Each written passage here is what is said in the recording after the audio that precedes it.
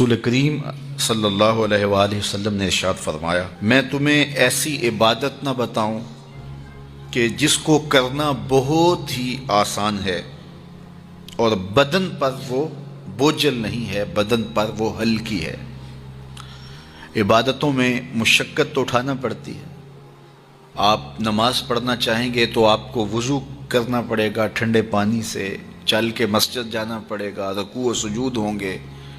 روزہ رکھنا ہے تو آپ کو دن بھر کی بھوک کاٹنی پڑے گی، زکوٰۃ دینی ہے، صدقہ کرنا ہے، خون پسینے کی کمائی سے پیسے جدا کرنے پڑیں گے، حج کرنا ہے تو بہت زیادہ مشقت اٹھانی پڑے گی۔ جتنے بھی اعمال ہیں خیر کے، اچھائی کے، ان میں بہت زیادہ مشقت اٹھانا پڑتی ہے۔ یہ طالب علم یہاں پڑھ رہے ہیں، 8 سال کا چلہ کاٹ رہے ہیں، معلمین پڑھا رہے ہیں، صبح تہجد سے اٹھتے ہیں اور شام تک ایک وظیفے میں لگے ہیں، علماء ہیں کام کر رہے ہیں، بہت سارے لوگ، کتنے مشقت والے کام ہیں، تب اللہ کی رضا جا کے نصیب ہوتی ہے۔ لیکن میرے حضور نے فرمایا تمہیں ایک ایسا عمل نہ بتا دوں جس میں بدن بھی نہیں تھکتا اور ہے بھی بڑا آسان؟ اللہ اکبر! فرمایا وہ عمل کون سا ہے؟ الصمت و حسن الخلق، خاموشی اور اچھے اخلاق۔ زیادہ بولنے سے بہتر ہے خاموش رہو، خاموشی میں نجات بھی ہے، ثواب بھی ہے۔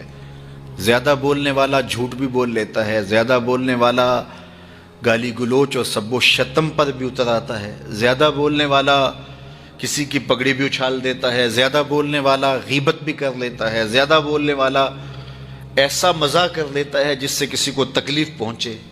زیادہ بولنے والے سے بہت ساری غلطیاں ہو جاتی ہیں، جو تھوڑا بولے اس سے غلطیاں کم ہوتی ہیں، چونکہ انسان کے زیادہ گناہ جو ہے وہ اس کی زبان کی وجہ سے ہوتے ہیں۔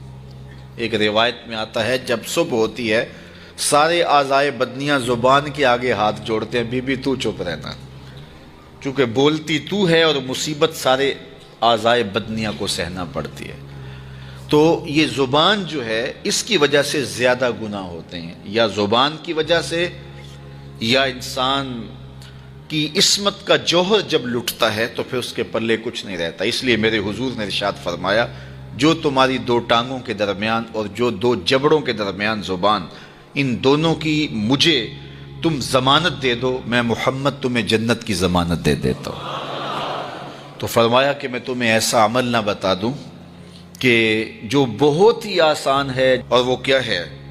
الصمت، خاموشی، وحسن الخلق، اور دوسری بات اچھے اخلاق، رویوں کی خوبصورتی۔ کسی سے ملو تو ہنس کے ملو، کسی سے بات کرو تو لہجے میں نرمی ہو، کسی کی عزت آبرو کا خیال رکھو، بڑے کا احترام کرو، چھوٹے پر شفقت کرو، مخلوق خدا پر رحم کرو، اللہ کی مخلوق پر شفقت سے پیش آؤ، رسول کریم کی امت پر رحم کرو۔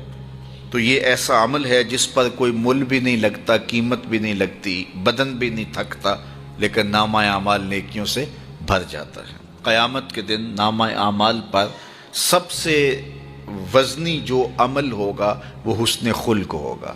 حضور نے فرمایا کہ بیہودگی اور فحش کلام کرنا، یہ سب کچھ جو ہے، تو فرمایا یہ اسلام میں سے نہیں ہے، اور بہترین اسلام وہ ہے جس میں خلق اچھے ہوں۔ حضور نے ارشاد فرمایا کہ جو حسن خلق ہے یہ گناہوں کو اس طرح مٹا دیتا ہے جس طرح جو مصفہ پانی ہوتا ہے، اچھا پانی ہوتا ہے، وہ بدن سے میل کچیل اتار دیتا ہے، اور جو برے اخلاق ہیں وہ عمل کو اس طرح فاسد اور ضائع کر دیتے ہیں جس طرح شہد کے اندر سرکہ ڈال دیا جائے تو شہد صحیح نہیں رہتا۔ تو عمل اچھے ہیں لیکن بدخلقی ان اعمال کی بربادی کا سبب اور ذریعہ بن جاتی ہے۔ اللہ جل شانہ ہمیں معاملات کے اندر خوبصورتیاں نصیب فرمائے، رفق، نرمی نصیب کرے، معاف کر دینے کی توفیق نصیب کرے۔ رزق کمانے کے جو مقاصد ہیں وہ بہت سارے ہو سکتے ہیں، لیکن شریعت میں کاروبار کرنے کے، رزق روزی کمانے کے بنیادی مقاصد 3 ہیں۔ پہلا مقصد اپنے آپ کو سوال سے بچانا، دوسرا مقصد اپنے آپ کو حرام سے بچانا، تیسرا مقصد اپنی اولاد کی کفالت کرنا۔ یہ بنیادی مقاصد ہیں جن کے لیے رزق کمانا، روزی کمانا ہمارے اوپر لازم ہو جاتا ہے۔ اور اگر آپ کاروبار کو وسعت دے رہے ہیں، ضرورت سے زیادہ کما رہے ہیں، تو اس کے لیے ایک چوتھی نیت آپ کو ساتھ کرنی ہوگی، اور وہ یہ کہ معاشرے کے کمزور لوگ، رشتہ داروں میں غریب لوگ، میرے ہمسائیگی کے اندر جو غریب لوگ ہیں، یتیما ہیں، مساکین ہیں، معاشرے کے وہ لوگ جو اپاہج ہیں، معذور ہیں، کمانے کی صلاحیت نہیں رکھتے، میں زیادہ مال کما کے ان کی کفالت بھی کر سکوں۔ ان چار مقاصد کو ذہن میں رکھ کر کے جو رزق کمایا جائے گا وہ دنیا نہیں ہوگی، عین دین ہوگا۔